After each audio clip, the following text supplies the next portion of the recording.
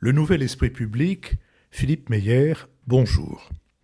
Bernard Pivot a soutenu notre podcast dès la première heure. Il l'a écouté et commenté presque jusqu'à la fin. À l'annonce de sa mort, le phénomène qui s'est produit sur les réseaux sociaux mérite d'être appelé un chagrin national. J'ai décidé, pour prendre notre part de ce chagrin, de reporter d'une semaine notre conversation sur la capacité de la France à faire la guerre aujourd'hui. Je vous propose 1 heure de conversation avec Bernard Pivot, qui remonte à l'époque où, en montant sur scène, il revêtait un nouvel avatar. Pour le générique de cette conversation, Bernard avait choisi « The Man I Love » de Gershwin, dans l'interprétation d'Alexandre Tarot, que voilà.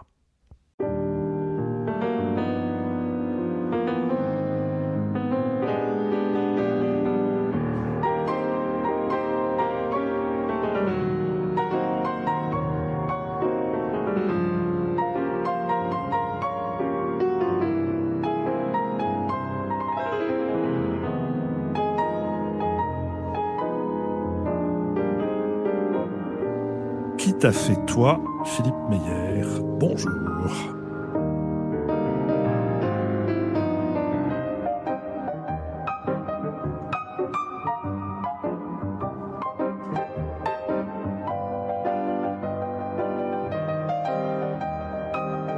Bonjour, merci de nous avoir rejoints pour cette première d'une série d'émissions hors série, intitulée, comme vous venez de l'entendre, « Qui t'a fait toi ?», et au cours de laquelle mes invités successifs brosseront le portrait de quelques-unes des personnes qui ont compté dans leur existence professionnelle ou dans leur rencontre d'une manière générale, en même temps qu'ils nous diront sur quelles rencontres et sur quels personnages ils ont pu s'appuyer.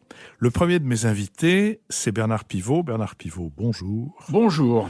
Bernard Pivot, je suppose que la dernière de vos activités n'est pas l'ultime, mais c'était peut-être la moins attendue. Vous êtes sur scène. Vous êtes sur scène depuis quand ? Vous êtes sur scène jusqu'à quand ? Et qui vous a amené sur les planches ? Alors, c'est évidemment une idée qui ne m'est pas venue à l'esprit. Monter sur scène, moi, il y a 10 ans, dit tu vas finir ta vie sur scène. J'aurais rigolé en disant non, c'est impossible. Mais il se trouve que Jean-Michel Ribes, qui dirige à Paris le Théâtre du Rond-Point, un jour m'a invité à petit déjeuner. Il m'a dit, écoute, quand tu faisais Apostrophe, tu lisais très bien les textes des autres. Alors, tu dois très bien lire les tiens.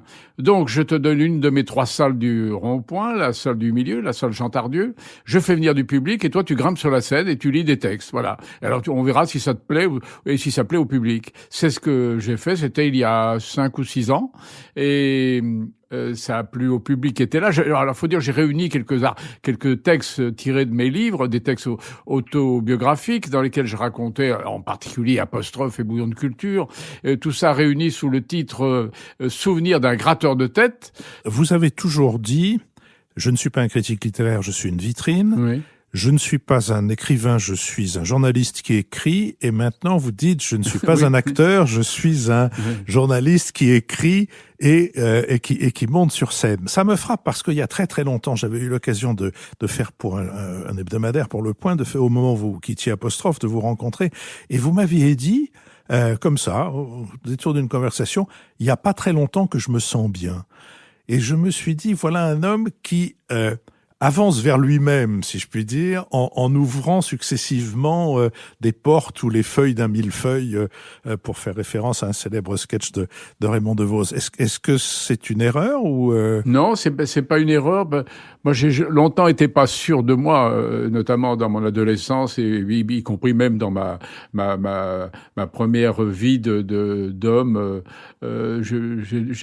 J'étais très incertain de moi-même, et il m'a toujours semblé que on me confiait des tâches pour lesquelles souvent je n'avais pas les compétences. Et puis finalement, j'avais ces compétences parce que je travaillais beaucoup. Et là, par exemple, alors le problème du spectacle est un peu différent des autres. On parlera certainement des hommes qui m'ont beaucoup impressionné et qui m'ont aidé quand j'étais un jeune homme incertain. Mais le spectacle, c'est autre chose. D'abord parce que je suis devenu un vieil homme et que je suis plus sûr de moi que je ne l'étais quand j'avais encore 50 ou 60 ans, bien entendu. Donc, et puis, je trouve que cette expérience du spectacle spectacle, c'est quelque chose, c'est la cerise sur le gâteau. Voilà, vraiment, c'est une petite cerise, mais très agréable à sucer, et dont je me délecte 3 ou 4 fois par mois. Puisque vous avez parlé des gens qui vous ont aidé à prendre confiance en vous, il y en a un dont vous avez déjà parlé, mais si je puis dire, qui est aussi cher à mon cœur, je ne l'ai jamais rencontré. Il m'a écrit après un texte que j'avais eu l'occasion d'écrire, mais c'est un personnage que vous avez eu comme professeur au Centre de formation des journalistes, dont on reparlera tout à l'heure, qui était connu, qui s'appelle Jacques Silberfeld, mais qui est signé Michel Chrétien. Oui, alors ça, c'est un personnage qui a exercé un rôle considérable dans ma vie. C'était le fils d'un diamantaire d'Anvers et qui a choisi de vivre pauvrement à Paris pour faire des études à la Sorbonne. Alors, il était fou de littérature, fou de Balzac en particulier. Et d'ailleurs, son surnom, Michel Chrétien, vient de Balzac parce que il avait, je sais plus dans quel roman de Balzac, il y a un homme qui meurt sur les barricades de 1830 qui s'appelle Michel Chrétien. Et il s'est dit, bon, il a quand même pas eu de chance, je vais prendre son nom et puis je pense qu'il peut pas lui arriver un malheur à deux fois un Michel Chrétien. Donc il s'appelait Michel Chrétien et il n'a pas eu tort parce que pendant la guerre, évidemment, il est juif, et résistant, il a été arrêté, il a pu se sauver du dernier train qui l'emmenait à Auschwitz, et puis il a fini la guerre dans l'armée américaine. Donc vous voyez, c'est vraiment un type absolument formidable. Et il a été mon professeur de français au Centre de formation des journalistes. Et alors je le dis tout de suite, aucun autre professeur avant, dans mon cursus simplement lycéen, n'a eu d'influence sur moi. Non pas parce qu'ils étaient mauvais, mais tout simplement parce que je manquais d'attention, je manquais de curiosité et je manquais surtout de maturité. Voilà. Mais là, au Centre de formation des journalistes, je tombe sur ce type invraisemblable qui nous donne comme premier devoir à toute la classe d'écrivez l'église de la Madeleine. Donc on a ramené des copies absolument monstrueuses. Alors il les rendait toujours les copies en commentant à chacun. Alors pivot 1 sur 20, et encore par générosité, parce que vous n'avez vous n'avez rien compris à l'église de la Madeleine. Et puis je me souviens très bien qu'il avait Gérard Guichetot, je me souviens très bien de son nom, 18 sur 20 ou 17 sur 20, parce que vous avez été le seul dans la classe à avoir remarqué qu'il n'y a pas de croix sur la Madeleine. C'est une église sans croix. Alors voilà une observation intéressante qui mérite une bonne note. Alors voilà, il était toujours dans les paradoxes, il adorait l'humour, et c'est lui surtout qui m'a enseigné que on peut être sérieux, parfois grave, en gardant de l'humour. Ça, c'est une chose très importante. Et c'est une chose que j'ai apprise de lui. Alors, j'avais peut-être probablement un penchant un peu naturel, déjà avoir un petit peu de malice, un petit peu de machin, mais lui m'a confirmé dans cette idée que on peut être sérieux dans la vie, on peut travailler avec beaucoup de plaisir et d'assiduité, mais en même temps avoir toujours dans sa petite tête un peu d'humour. Ça, je le lui dois. Et alors, c'était un type assez formidable parce que, alors, il était traducteur. Il a traduit un livre de Nabokov de l'anglais, je crois que c'est Pnin, peut-être, ou un autre, je me souviens plus très bien. Et il a publié chez Gallimard des recueils d'histoires drôles. Alors, il était une chose, c'est que moi, il me racontait des histoires, mais jamais d'histoires juives. Peut-être parce que j'étais chrétien, je ne sais pas du tout. Et après, vous saviez qu'il s'appelait Silberfeld. Ben oui, bien sûr, évidemment que je le savais. Il n'enseignait pas sous le nom de chrétien. Non, mais on connaissait son nom. Et après, on avait sympathisé au Centre de formation de journalistes. Et quand je suis devenu journaliste, j'allais le voir. Il habitait Neauphle-le-Château. J'allais le voir le dimanche, et j'arrivais chez lui vers midi. Et généralement, il était encore au lit, en train de lire un manuscrit. Et alors, sans faute, tout de suite, sans préambule, il me disait: ah, Bernard, venez écouter ça, vous allez voir comme c'est admirable. Et alors, il me lisait quelques lignes, etc. À peine lui avais-je dit bonjour. Il me disait pas mal, hein, en se grattant le menton. Il était absolument incroyable. Et donc, on a sympathisé. Je l'aimais beaucoup. Il a exercé une influence sur moi. Alors, c'est à lui que j'ai remis le manuscrit de mon seul et unique roman, L'amour en vogue, qu'il a fait éditer chez Calman Levy.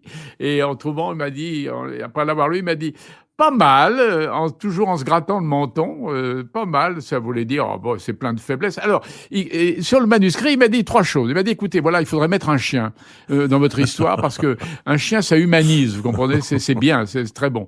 Deuxième chose, alors ça racontait l'histoire d'un jeune homme lyonnais qui tombe amoureux d'une grande fille de la grande bourgeoisie lyonnaise et qu'évidemment, ça se termine très mal. Alors, il m'a dit, écoutez, la fin est quand même très mélancolique et ça ne correspond pas à votre caractère. Vous avez un caractère un peu joyeux, donc il faudrait modifier la fin et donner l'impression au lecteur que quand même la vie continue et qu'elle va être agréable. Alors j'ai donc inventé dans la dernière page pour ce garçon mélancolique un héritage subi d'un vieil oncle qui venait de mourir gracieusement, qui lui laissait beaucoup d'argent. Et voilà, donc il m'a fait quelques remarques comme ça intéressantes sur mon style. Voilà. Entre parenthèses, dans votre unique roman, comme vous dites, la bourgeoisie lyonnaise, c'est-à-dire la noblesse du trait d'union, oui. puisque tous ces bourgeois ont des noms doubles avec un trait entre les deux, elle en prend pour son grade. Oui, c'est ça, mais bah oui, parce Peut-être pas autant que dans Édouard Bourdet, mais pas mal quand même. Oui, c'est vrai, parce que moi j'étais un fils d'épicier, donc j'ai longtemps porté à domicile chez les bourgeois lyonnais pommes de terre et litres de vin, donc je les connaissais. Alors il y a des bourgeois avec qui j'ai sympathisé, d'autres pas du tout, notamment notamment les bourgeoises qui, lorsque la bonne m'ouvrait la porte et j'apportais la commande, j'entendais la bourgeoise lyonnaise qui disait « Si c'est le fils du patron, c'est pas la peine de lui donner un pourboire. » Mais en même temps, c'est ce seul et unique roman, qui prouve d'ailleurs que je ne suis pas un romancier, c'était une sorte d'adieu nostalgique à Lyon. Lyon, ville que j'aime beaucoup, que j'ai beaucoup aimé, et qui m'apportait plus de désillusion que de satisfaction, y compris sur le plan amoureux. Mais voilà, c'est un éloge de Lyon. Et vous n'avez pas toujours vécu à Lyon. Vous avez vécu en partie la guerre dans le Beaujolais, et vous êtes revenu ensuite à Lyon comme pensionnaire. Et la chose qui m'a vraiment étonné, parce que vous êtes pensionnaire, et qui plus est, vous êtes pensionnaire à 2 pas de chez votre famille, d'une certaine manière, parce que vos parents habitent à Lyon, donc vous n'êtes pas, il n'y a pas cette justification de l'éloignement qui peut faire passer le truc. Et vous avez déclaré que, pensionnaire, je n'ai pas du tout été malheureux. Non, j'étais pas malheureux. Pourquoi ? Parce que je jouais au football.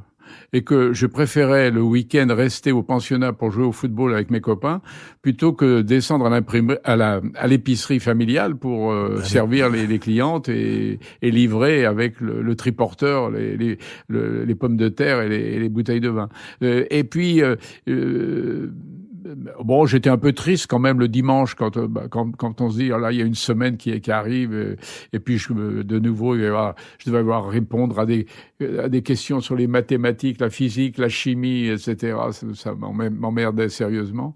Mais je peux pas dire que j'ai été malheureux, mais j'étais un enfant renfermé, un peu joyeux de temps en temps, mais parfois mélancolique, bizarre, mais manquant de maturité. Voilà, c'est ça. On a l'impression que vous étiez en pause, comme on dit de certains appareils, comme ça. Oui, vous attendiez qu'un événement ou l'âge ou une rencontre appuie sur le truc de départ. Alors on a parlé de Michel Chrétien, alias Jacques Silberfeld. Le CFJ, Centre de formation des journalistes, c'est une création d'un personnage haut en couleur, qui a eu une existence extrêmement remplie, qui était lui-même plein de contrastes, qui était Philippe Vianney, secondé par Claire Richet, mais c'était Philippe Vianney qui ne peut pas ne pas vous avoir marqué. Ah, il m'a marqué.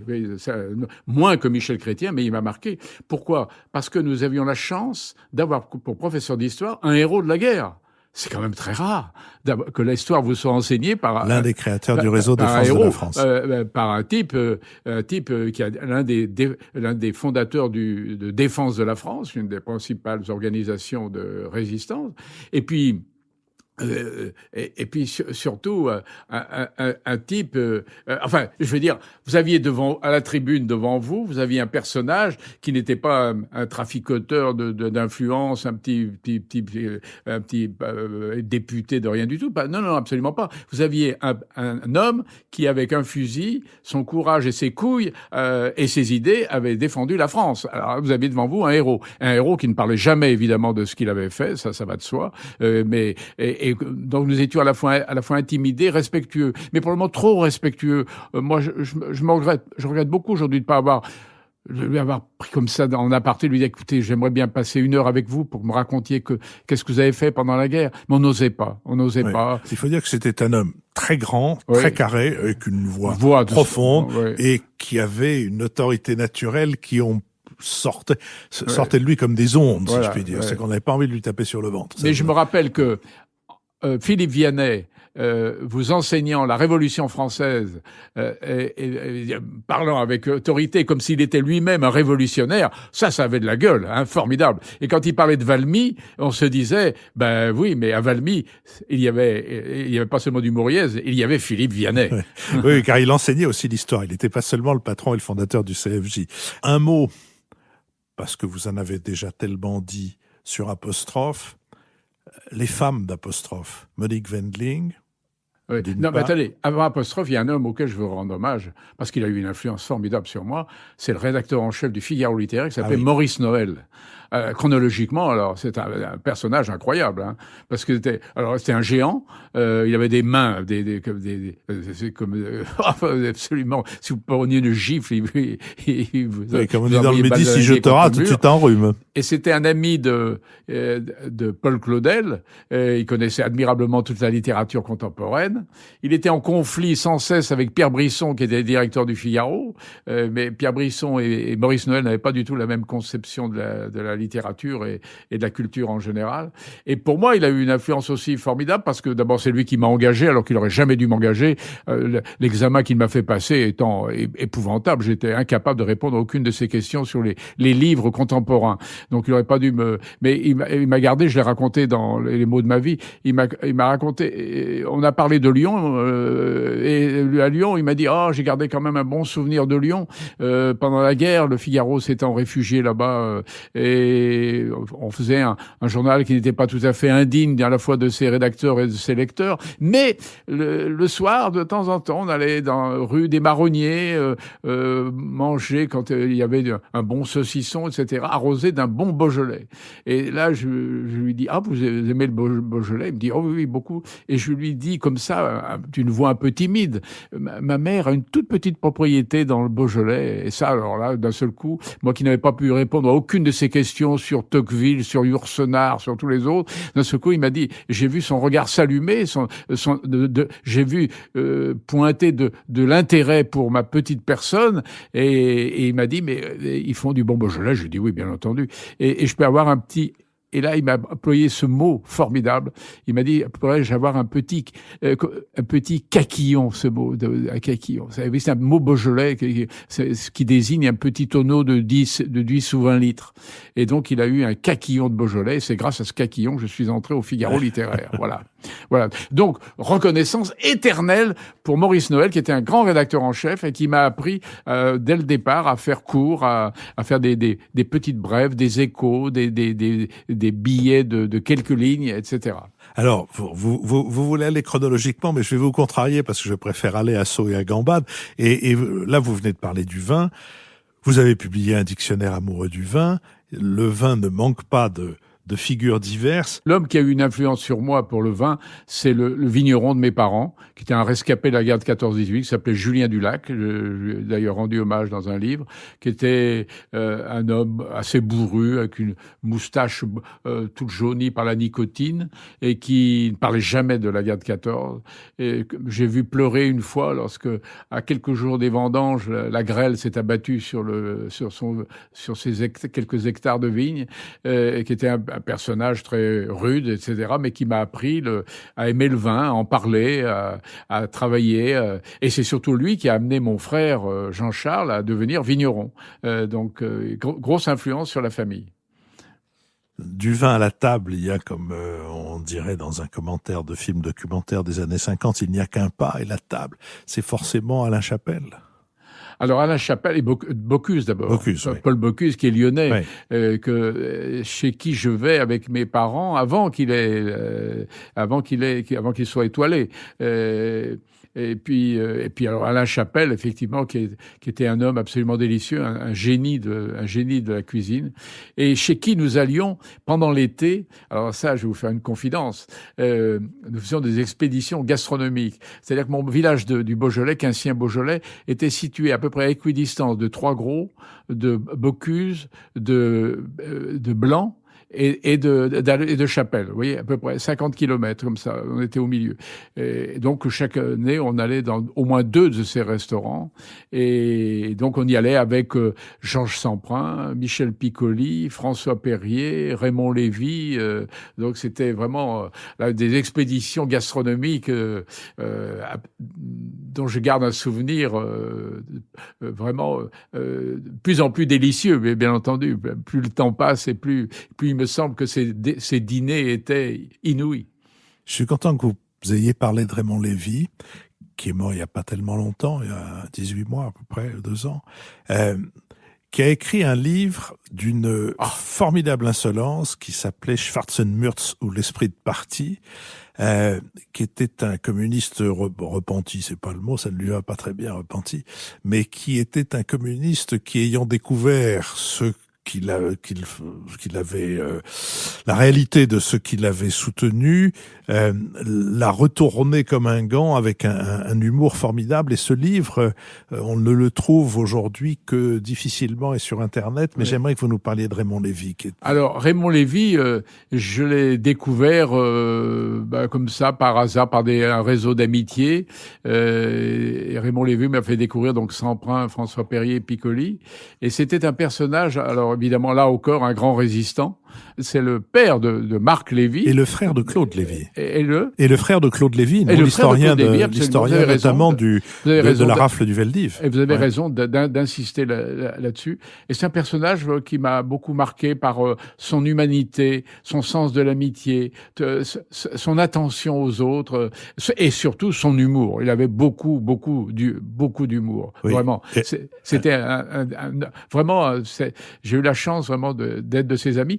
Et je dois dire, je suis heureux d'ailleurs que vous ayez parlé de Schwarzenmürz, parce que c'est un peu grâce à moi qu'il a écrit ce roman. En effet, on allait dîner chez lui, et puis j'entendais raconter ces histoires de militants communistes qui étaient désopilantes. Et un jour, je lui ai dit, mais écoutez, écrivez-le, c'est pas possible d'écrire ça. Et puis, 6 mois après, il m'appelle en me disant, ça y est, je l'ai écrit. D'un seul coup, intérieurement, j'ai blémi, si j'ose dire, parce que je me suis dit, si jamais c'est mauvais, c'est épouvantable. Et alors, il m'a apporté le manuscrit, et je l'ai lu, je me rappelle, un samedi après-midi, et je riais tellement que je me rappelle, ma femme est rentrée de lui faire des courses, elle m'a entendu rire dans mon bureau. Et elle m'a dit, pourquoi tu ris aussi bruyamment? Je lui ai dit tout simplement, écoute, à cause de Raymond Lévy, parce qu'il a écrit ses mémoires de militant communiste, et c'est désopilant. Et en plus de ça, c'est admirablement écrit. Et donc, c'est paru chez Albin Michel, et j'ai eu le plaisir, évidemment, de l'inviter à Apostrophe, ça va de soi. Et si ce podcast pouvait servir à attirer l'attention sur ce livre, et peut-être, qui sait, à le faire réimprimer, après tout, ce serait une chose excellente. Il y a quelque chose, ça ressemble un peu au Brave Soldat Schweik, avec une espèce avec un humour très british et un sens du contre-pied qui est tout à fait remarquable. Vous avez évoqué votre déjeuner en sa compagnie et dans la compagnie de 3 autres qui sont Perrier, François Perrier, Georges Semprin et Michel Piccoli. Vous pourriez les croquer comme ça l'un après l'autre, dire quel est le trait de leur personnalité, de leur caractère. Semprin, moi j'avais beaucoup de respect pour lui, pour le militant, l'homme politique, parce que c'est et l'écrivain. Bon, je l'avais découvert par Le Grand Voyage, qui était il racontait le récit du train, son premier. Donc je l'ai invité souvent à Apostrophe, mais pas seulement parce que c'était devenu un ami, mais parce que j'avais beaucoup d'admiration pour son grand talent. Et alors moi qui ne parle pas les langues étrangères, alors j'étais évidemment stupéfait de l'entendre voguer délégué du français à l'espagnol à l'allemand. Il parlait admirablement l'allemand aussi. Vraiment. Donc, il avait une intelligence dans laquelle j'étais ébloui. Et puis, j'aimais bien son caractère parfois rugueux. Il pouvait se mettre en colère, vraiment terrible, pour des raisons politiques généralement. Voilà. Donc, j'aimais bien. François Périer, c'était un être délicieux, le grand comédien qui adorait raconter des histoires de théâtre. Ça, il a raconté. Et même quand il voulait raconter 3 ou 4 fois, d'abord, moi, je les oublie. Et donc, immédiatement, j'étais bon public et tout le monde était bon public avec lui parce que on adorait entendre qui racontaient sur Pierre Brasseur, sur Pierre Freinet, etc. C'était très, très, très, très, très, très drôle. Et puis, c'était un grand comédien, absolument. Et puis, Michel Piccoli, qui était un peu plus, qui était le personnage que j'ai invité, un peu surprenant toujours, très séduisant, parfois déroutant, avec lui aussi un humour un peu ravageur et pas toujours assez à la fois très naturel et parfois très sophistiqué, inattendu. De tous, c'était celui qui était effectivement, vous voyez, le plus inattendu.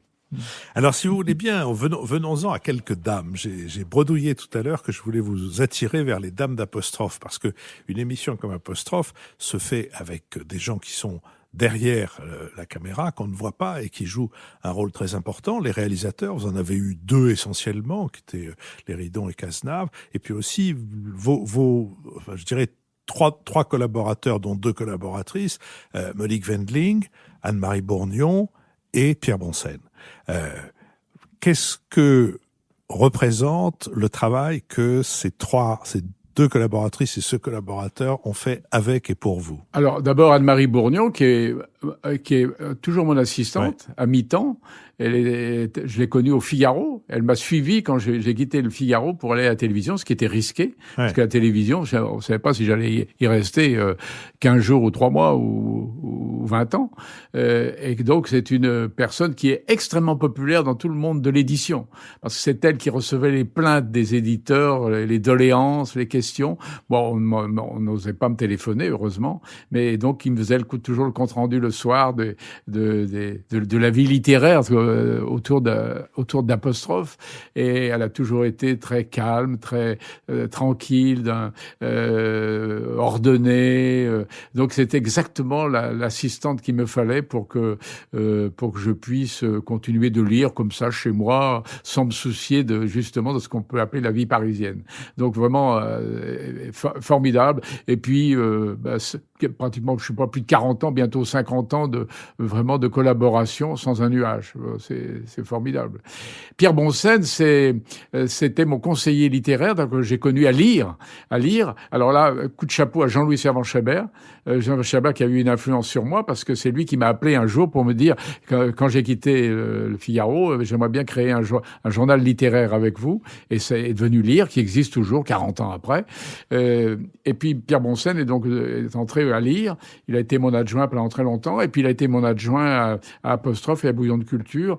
Et alors c'est un garçon, parce qu'il vit heureusement toujours. Je le vois de temps en temps, je déjeune avec lui de temps en temps. C'est un garçon très ouvert sur toutes les formes de littérature, aussi bien les sciences humaines, la littérature latino-américaine, les romans, etc. Et un homme qui a toujours beaucoup d'idées et beaucoup de savoir-faire, etc. Et voilà, donc il a été un collaborateur extrêmement précieux. Dans l'ombre. Il a écrit un livre sur Jean-François Revel. Sur Jean-François Revel, il était très ami de Jean-François Revel. Et sur Simon Less. Et il était très ami de Simon Less. Il a publié une partie de sa correspondance avec Simon Less. Et ce sont vraiment 2 livres qu'on a beaucoup de plaisir à lire. D'autant plus que Pierre Boncenne était absolument le contraire de quelqu'un qui se met en avant, qui tape sur les tambours des médias, qui fait quoi que ce soit. Et donc, il faut le recommander. Ah oui, non, mais à Pierre Boncenne, je dois beaucoup, et je lui dois surtout beaucoup d'idées de reportages dans Lire, d'enquêtes, et d'idées aussi pour nourrir Apostrophe, bien entendu. Et puis le troisième, c'est Monique Wendling, alors qui était l'assistante de Desgroupes, était la grande amie de Desgroupes, et donc elle est passée de Desgroupes à Pivot un jour. Alors donc elle était l'assistante de réalisation, elle, hein.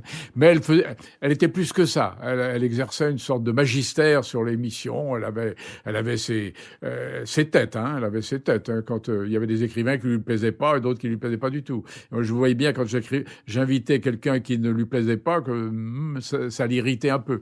Mais c'était évidemment, elle a eu une influence comme ça sur l'organisation d'Apostrophe, sur le bouche à oreille d'Apostrophe, etc. Alors, Desgroupes était son dieu, hein. Alors, Pierre Desgroupes, c'était son dieu. Après, c'était moi, quand même, en dessous. Mais quand même, elle m'aimait bien et je l'aimais bien. Alors, puisque vous avez mentionné le nom de Pierre Desgroupes, qui a été président d'Antenne 2, c'est pas le président qui vous a fait venir, ça, celui-là, c'est Marcel Julien. Oui. Mais Pierre Desgroupes est un personnage dans le journalisme et dans le journalisme télévisé, notamment avec 5 colonnes à la une, dont il est l'un des artisans, mais aussi après dans sa présidence d'Antenne 2, parce que il faut rappeler à certains, mais apprendre sans doute à beaucoup, que sous sa présidence, Antenne 2, qui avait multiplié les programmes les plus variés, allant des choses les plus populaires avec Philippe Bouvard, aux choses les plus travaillées, comme Apostrophe qu'il avait maintenu, mais l'émission de Michel Bouju sur le cinéma, Cinéma, qui était programmée à 22h30, enfin une heure convenable pour les cinéphiles, avec sa programmation, Pierre Desgroupes avait fait passer Antenne 2, à l'époque, en tête de toutes les chaînes de télévision. Et comme il était assez redoutablement indépendant, au premier incident, qui a été un incident technique, en réalité, quand une grue n'est pas arrivée à temps pour filmer le président de la République, François Mitterrand, à Latch, Pierre Desgroupes a payé ça, ou plus exactement, a payé son indépendance a payé de son siège son indépendance. Mais vous le voyiez comment vous le décririez, comment Bien, j'avais pas beaucoup de relations avec lui. On le voyait pas beaucoup. Nous étions des hommes des saltimbanques. Nous et lui, il était l'homme du journal. Il s'intéressait surtout au journal, etc. Mais alors, il m'a fait venir 2 fois pour des choses auxquelles j'ai répondu non. La première fois, c'est pour me proposer le journal de 20 heures, en alternance avec Christine Ockrent.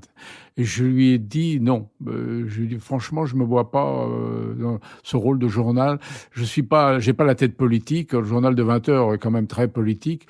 Et puis, franchement, je me sens beaucoup plus libre à Apostrophe que dans un journal de 20 heures où je serais épié par non seulement les confrères, mais surtout par tout le personnel politique. Donc, c'est une situation qui m'intéresse pas beaucoup. Alors, puis je lui ai dit, je serais donc obligé d'abandonner Apostrophe et c'est une chose qui me serait pour moi déchirante. J'ai pas envie d'abandonner Apostrophe au bout de la 4e année. C'était un peu... Donc, je lui ai dit non. Et l'autre fois où je lui ai dit non, ça, c'est une chose très curieuse qu'on a un peu oubliée. C'est qu'à un moment, Desgroupes a eu le culot, parce que c'est incroyable, le culot, le courage, comme vous voudrez, de mettre des émissions culturelles à 20h30. Et il avait mis l'émission de Ruggieri, l'émission une émission scientifique aussi à 20h30. Et il m'a proposé de mettre Apostrophe à 20h30. Et j'ai refusé. Et je lui ai dit non, Pierre, c'est une erreur. Il faut mettre un petit peu de divertissement à 20h30 et puis après passer à des choses plus sérieuses comme Apostrophe. Mais 20h30, je trouve que c'est une erreur. Donc il m'a laissé à 20h30, à 21h30. Ouais. Et toutes les émissions qu'il avait mises à 20h30 pendant 2 ou 3 mois, elles se sont cassées la gueule et il est vite revenu à une programmation classique. Dans les gens de télévision, qu'ils soient dans les dirigeants, qu'ils soient dans les hommes d'image, qu'ils soient dans les hommes de la préparation, à part celui qu'on a nommé tout à l'heure, est-ce qu'il y a des gens dont vous avez gardé quelque chose d'important, qui vous ont montré un chemin ? Je dois Claude Barma, qui a été le réalisateur de ma première émission Ouvrez les guillemets, qui avait pas toujours bon caractère, mais qui m'a ouvert quand même la technique, qui m'a ouvert à la technique. Évidemment, je garde un bon souvenir de tous les réalisateurs d'Apostrophe et de Bouillon de Culture. Hein, c'est un peu normal. Et il y a une anecdote amusante, c'est que je trouvais qu'avec des hommes qui réalisaient, et pour Bouillon de Culture, j'ai recruté recruter une femme par une petite annonce dans les ascenseurs. J'ai mis une petite annonce, cherche femme pour réaliser Bouillon de culture, Bernard Pivot. Et c'est comme ça. Aujourd'hui, vous seriez sur Balance ton porc. Voilà. Et donc, j'ai engagé Elisabeth Préchet, qui malheureusement ne fait plus de réalisation à la télévision, mais qui a été une très bonne réalisatrice, comme d'autres. Vous avez mentionné Ouvrez les guillemets, qui est l'émission qui a précédé Apostrophe. Oui. Ça me donne l'occasion d'évoquer, ou de vous demander plutôt, d'évoquer deux personnes. D'abord, l'une dont la participation à cette émission n'a pas été longue, mais en tout cas est extrêmement inattendue, c'est le cinéaste Jean-Pierre Belleville, qui était l'un des invités, le critique cinématographique d'Ouvrez les guillemets. Comment était-il dans cette circonstance ? C'est une idée qui m'est venue en disant, tiens, pour tenir la rubrique des polars à Melville, qui à ce moment-là était un peu dans le trou, qui n'était pas... Qui ne tournait pas beaucoup. Alors je suis allé le voir, je ne connaissais pas du tout, et il m'a dit « Ah, c'est une bonne idée, oui, avec plaisir ». Donc je viendrai parler donc la troisième ou quatrième émission, il y avait des rubriques tournantes, et donc il est venu parler du polar, c'est très bien passé, mais le lendemain il m'a appelé en me disant « Je voudrais vous voir ». Où je me suis dit « Là, c'est pas bon signe ». Et puis, donc je suis allé le voir dans ses studios qui avaient pris feu à un moment. Et puis il m'a dit « Voilà... vous courez à votre perte, là. » Je lui ai dit, ah bon, pourquoi ? Il me dit, la réalisation est d'une nullité absolue. Après, je lui ai dit, comment d'une nullité absolue ? Il dit, oui, c'est épouvantable. Alors, c'est vrai qu'Ouvrez les guillemets, comment il s'appelle le réalisateur ? Je ne sais plus qui vous a... Si je vous ai... Barma, vous voulez dire, oui.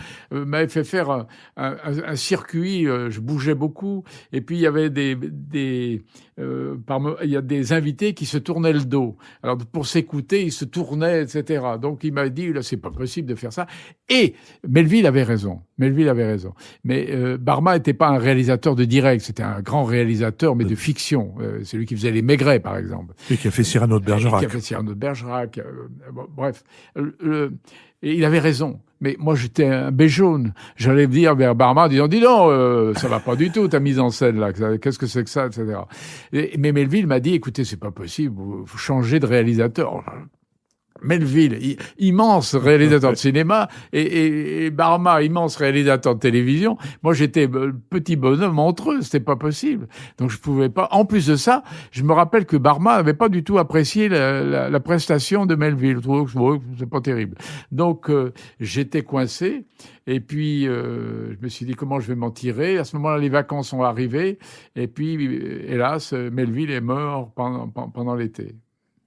Et l'autre personnage qu'il faut évoquer à propos d'Ouvrez les guillemets, c'est Gilles Lapouge, qui était Gilles Lapouge, qui était votre co-présentateur. Gilles Lapouge est un journaliste, un très grand journaliste, très bon écrivain, que j'ai connu au Figaro littéraire, où il faisait des reportages. Donc on se rencontrait, il était pigiste, alors que moi j'étais à plein temps. Et je rencontrais tout de suite, on sympathisait, on avait des amis communs. Et puis j'ai toujours gardé une admiration sans borne pour Gilles Lapouge, pour son écriture. Son écriture de journaliste, son écriture d'écrivain. Mais à un moment, je me suis même mis à l'imiter. Je me suis dit, est-ce que j'aimerais bien écrire comme lui ou comme Blondin. Et puis, évidemment, on peut pas. L'écriture ne s'imite pas. Donc, Lapouge, pour moi, est un des écrivains qui aurait dû avoir le prix Goncourt. Quand il a publié La bataille de Wagram, quand il a publié d'autres romans, il aurait dû avoir le Goncourt. Par exemple, on en a beaucoup parlé avec Régis Debray quand il est entré au Académie Goncourt. On disait l'un des ratages de nos prédécesseurs, c'est Lapouge. Bien sûr qu'il aurait dû avoir le prix Goncourt. Qu'est-ce qu'on peut faire ? Malheureusement, il a dépassé 80 ans. On n'avait pas lui donné le prix Goncourt. Le prix Goncourt est censé aller à un jeune talent. Oui. Donc c'est vraiment un peu dommage. Mais Lapouge est je trouve un formidable écrivain.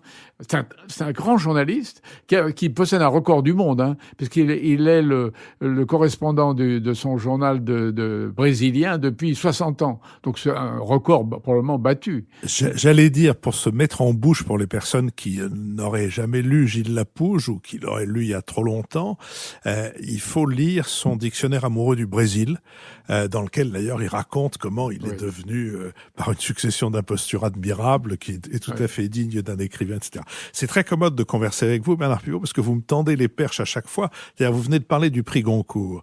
Vous êtes au jury Goncourt, vous êtes même le président du jury Goncourt. Comme pour votre arrivée sur la scène, je vais vous poser la question de qui vous a fait jurer du prix Goncourt, qui vous a amené dans cette noble assemblée. Alors, c'est une chose curieuse. C'est après la fin de mes émissions littéraires, Jérôme Garcin dans l'Obs, le Nouvel Obs à l'époque, m'a interviewé longuement. Et la dernière question, c'était alors maintenant l'Académie française. Point d'interrogation. Je lui ai dit non. Pas l'Académie française, bien que j'y ai des amis comme Pierre Nora ou Jean d'Ormesson, parce que je m'y sentirais pas à l'aise. Les discours, l'habit, franchement, c'est pas fait pour moi. Il y a seule chose que j'aimerais bien, c'est les travaux du dictionnaire. Mais bon, en revanche, j'aimerais beaucoup l'Académie Goncourt parce qu'on y fait 3 choses que je sais à peu près bien faire, c'est lire, boire et manger. Mais j'ajoutais, malheureusement, je peux pas y prétendre parce que l'Académie Goncourt n'accueille à elle que des écrivains et en particulier des romanciers. Et j'en suis pas un, je ne suis que journaliste. Voilà, c'est comme ça. Et puis 6 mois après, je rencontre François Nourricier qui me dit, vous savez, on a regardé nos statuts, il n'est jamais marqué que nous devons appeler dans notre Sénat que des écrivains. C'est une tradition. D'élire des romanciers en particulier, mais rien n'indique qu'un journaliste ne puisse pas entrer à l'Académie Goncourt. Et puis le temps a passé, 2 ans après, coup de téléphone de Mont-Charles-Roux, je me rappelle, à 12h45, me disant « Ça y est, vous venez d'être élu à l'Académie Goncourt, est-ce que vous êtes toujours d'accord pour venir parmi nous ?» J'étais évidemment très fier. Je dit, voilà, moi, journaliste, j'entre à l'Académie Goncourt, donc j'étais ravi, évidemment. Donc vous avez été candidat sans lettre. En fait, vous avez jeté en l'air l'idée de votre candidature. Non, mais à l'Académie Goncourt, on peut pas être candidat. On n'est pas formellement candidat, mais enfin, il y a des gens oui. qui sont candidats de manière non publique et insistante. Alors, il y a un autre nom que vous avez prononcé, qui est celui de Régis Debray, avec qui les choses n'avaient pas bien commencé, si je puis dire. Si, non. Quand même, quand il était conseiller de François Mitterrand, il a dénoncé votre dictature sur les lettres. Je pensais à l'Académie Goncourt. Non, au contraire, l'Académie Goncourt, là, c'est là où vous êtes devenus amis d'une certaine. Enfin, vous étiez déjà réconciliés. Mais... oui, c'est à l'époque, c'est quand en 81. Je me rappelle, je jouais au tennis et ma femme m'a appelé, on me disait, oh là là, rentre vite, c'est épouvantable, toutes les radios t'appellent parce que Régis Debray a dit des choses tout à fait désagréables sur toi et on voudrait ta réponse. Donc je suis rentré très prudent, j'ai d'abord écouté ce qu'il avait dit, puis je me suis dit, je vais pas répondre maintenant, je répondrai vendredi prochain à apostrophe. Donc, il avait dit, pour rafraîchir la mémoire de nos auditeurs, il avait dit que vous exerciez une dictature sur le monde littéraire. Monopole et dictature. Monopole, alors, voilà. c'est vraiment monopole et dictature. Monopole, j'ai jamais empêché personne de faire des émissions littéraires. Dictature, franchement, non. Et donc, alors, il avait d'abord dit qu'il n'avait pas prononcé ces mots, puis finalement, comme ils avaient été enregistrés, donc il a bien été obligé d'accepter. Et puis surtout, François Mitterrand, dans ce débat, a pris position pour moi, en disant que, effectivement, qu'il aimait beaucoup apostrophe. Donc, il avait déjugé son conseiller diplomatique. Il n'était pas conseiller culturel, il était diplomatique. Et voilà, ça c'est comme ça. Puis le vendredi suivant, j'ai répondu à Régis Debray à la fin d'une émission qui était d'ailleurs très mauvaise. C'est pas de chance, elle était très très mauvaise. Voilà. Oui. Et depuis, on s'est retrouvés, et puis voilà, on a passé la main. Et il m'a raconté dans quelles conditions il avait eu la maladresse de dire des choses qui probablement dépassaient sa pensée. Mais enfin, je peux livrer une anecdote, mais ça m'a fait rire parce que je le connais depuis, on a la même génération à peu près, je le connais depuis très longtemps. J'avais suivi cet épisode avec intérêt, et puis il y a pas très longtemps, Marie Dabadi, qui est la secrétaire générale du prix Goncourt et qui est une cheville ouvrière très importante, était décorée de la Légion d'honneur. Je m'y trouvais invité.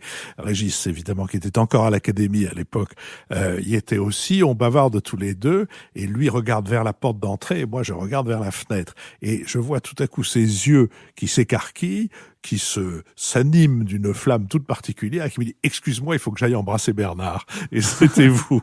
Et je me suis souvenu de l'épisode qui était... mais c'était... Il faut dire que vous l'avez... Alors, c'est là où je dois dire, pour moi, c'est une de vos qualités que j'ai trouvée parmi les plus précieuses.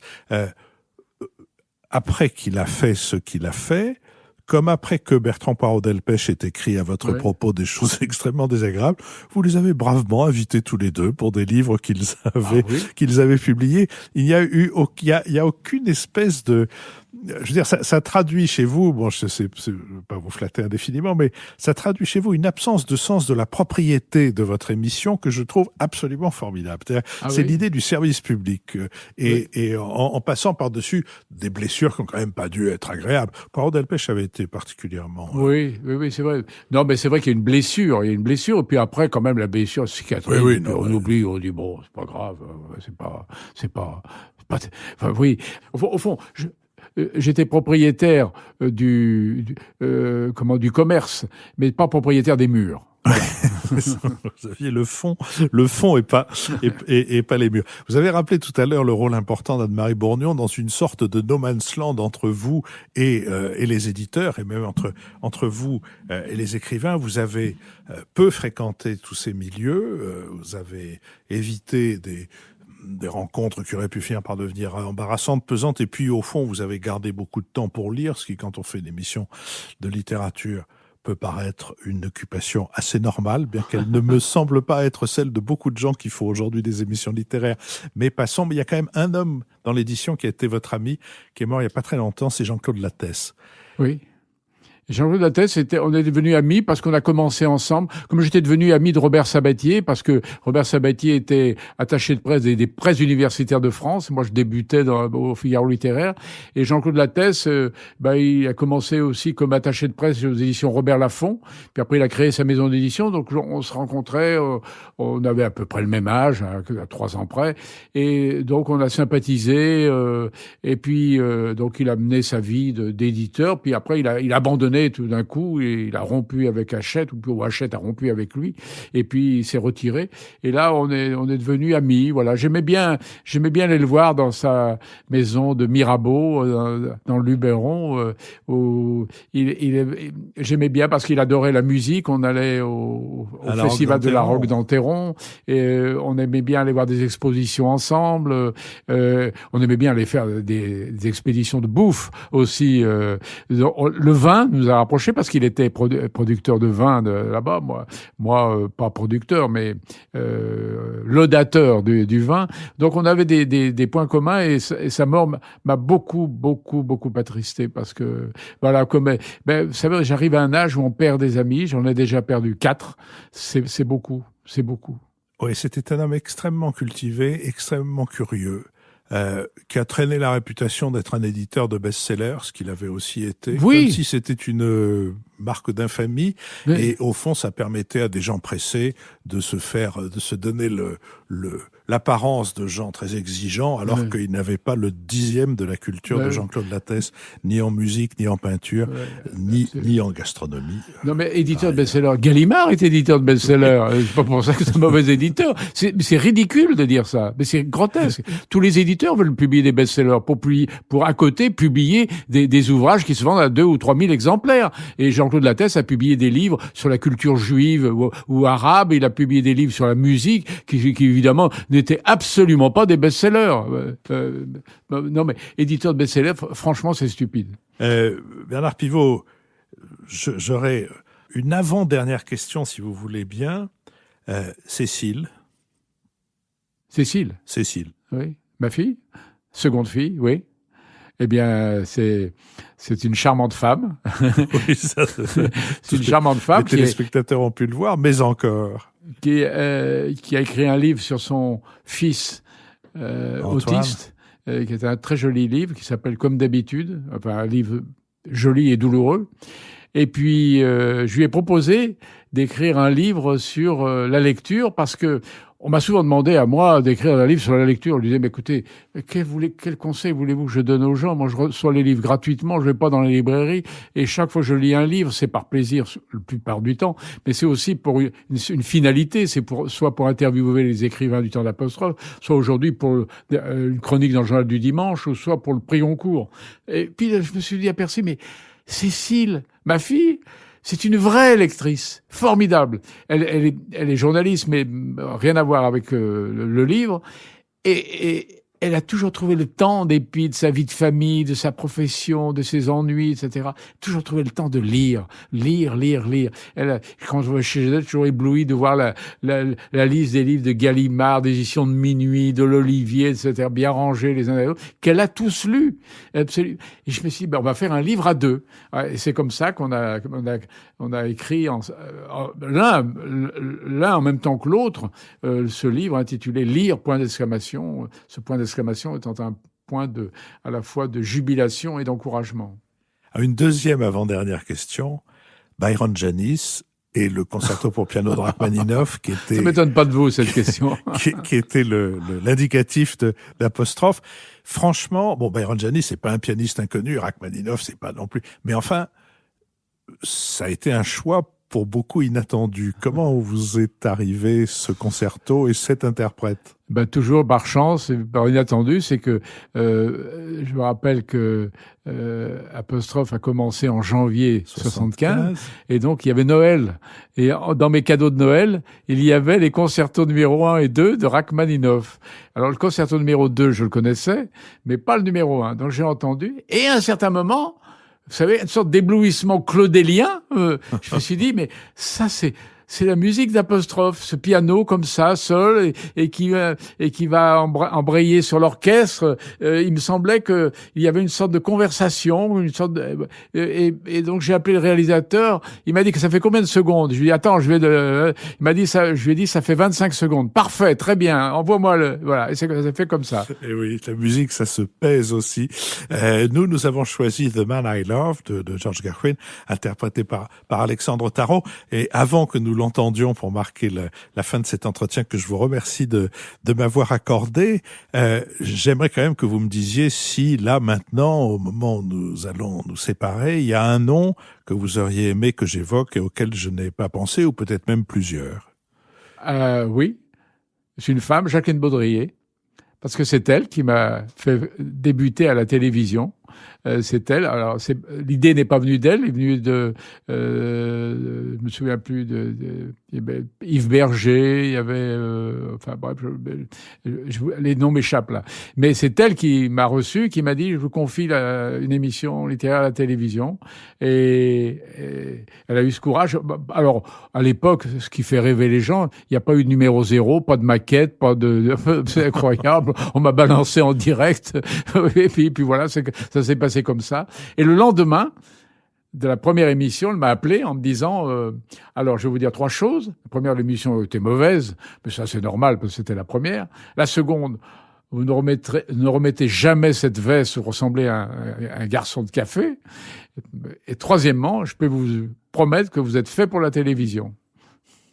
Bernard Pivot, merci, et je suis content que nous nous séparions sur cette évocation de Jacqueline Baudrier, qui a été une femme de programme à la radio et à la télévision absolument remarquable, tout en étant en même temps assez représentative de l'époque où l'information ne s'éloignait pas trop pour rester dans la litote. Elle, Roland Dordain, lui aussi homme de programme formidable, ont été assez représentatifs d'une époque où le service public était assez souvent le service du gouvernement en matière d'information, mais quelle femme de programme et, comme vous venez de le rappeler, quel culot que de prendre un inconnu, de le mettre à l'antenne et ensuite de lui faire confiance. Bernard Pivot, merci. Merci beaucoup.